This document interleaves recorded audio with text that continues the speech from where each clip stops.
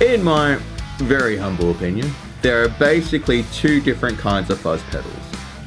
First of all, you've got your fuzz face style pedal, which is going to be super sensitive to your input and to your playing and everything, and will sort of give you a very sensitive sort of overdrive / distortion sound.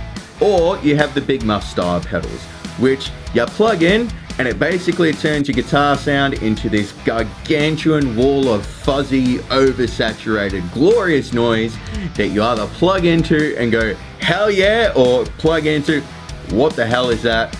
And that's it. Muffs do one thing. They create a massive, impenetrable wall of mid-scoop, glorious noise. It's a sort of noise that makes you feel like you can just hit this massive power chord and just lean back into the sound, and it will sort of push you up and hold you up on your feet by itself. Interestingly enough, when a muff is used, that's really hard to say. Interestingly enough, when a muff is used for leads, it really kind of has this smooth, creamy sort of effect. The massive amount of saturation kind of smooths everything out, but the fuzzy edges still give you some teeth. I think the most famous use of a muff is David Gilmour using a ram's head big muff on the Comfortably Numb solo. So can you guess which big muff I have? Yeah. There have been many versions of the big muff over the years.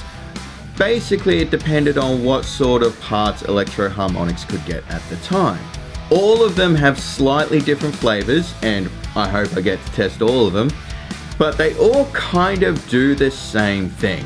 Effectively, a big muff will gut your mid-range, add a massive amount of bass, a massive amount of treble, a massive amount of saturation, and it will not respond to anything you do. You can roll your pickups off as much as you like, and it's still going to be that glorious wall of noise.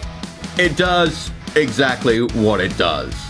Now, I found in a lot of amps, if you boost the volume on the pedal, you can really slam the front end of your amp and sort of coax some more mid-range out of your tone. Of course, if you slam the front end of your amp harder, you're probably going to end up with more saturation, which with a big muff, you really don't ever need more saturation, but if you're struggling with the mid-range cut, that's always a good option available to you.